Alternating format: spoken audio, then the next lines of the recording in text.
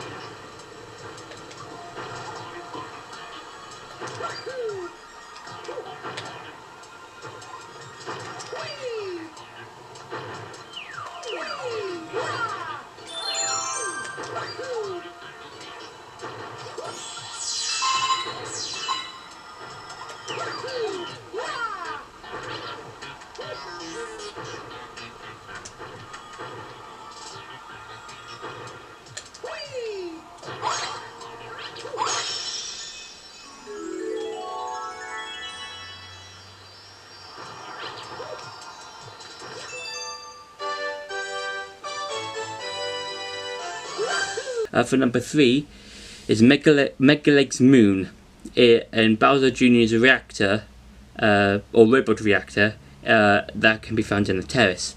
Now, this is the first Grand Star boss that you'll face in the game, and I quite like this galaxy because not only is like the boss ginormous, it's basically larger than the planet you're on, and I do like its kind of like the way you go up the boss.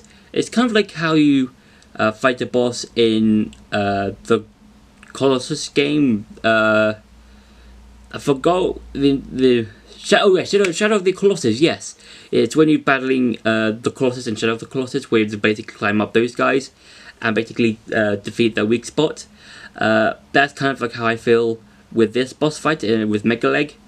And also the way to defeat him is basically use bullet bills to hit the main source of his power, which is basically the Grand Star. And yeah, but out of the overall bosses, like in the entire game, I kind of wish Mega Leg had like a bit more firepower to him apart from bullet bills. But it's still an enjoyable battle.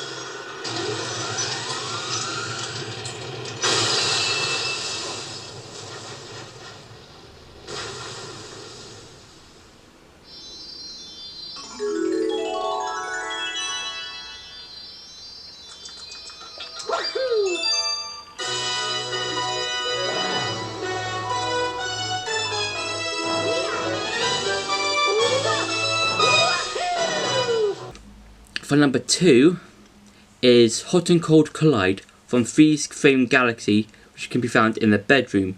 Now, what I like about this particular mission is the use of both the ice and fire flower, because in the first half of the galaxy, or the mission, you first basically have to find a fire flower, and then you basically have to use the fire flower to use the to light these two torch bowl things, but you can't get to that fire flower until you have you've gone and done some puzzles and basically avoiding some rising lava and avoiding some lava monsters, that sort of thing. Then in the second part, you basically go and go on to these ice and fire platforms, and you can only go across them if you're Ice Mario. And I think that's a really good use of the Fire and Ice Flower, and I kind of wish there was slightly more missions or more galaxies that are based around these two power-ups. So yeah.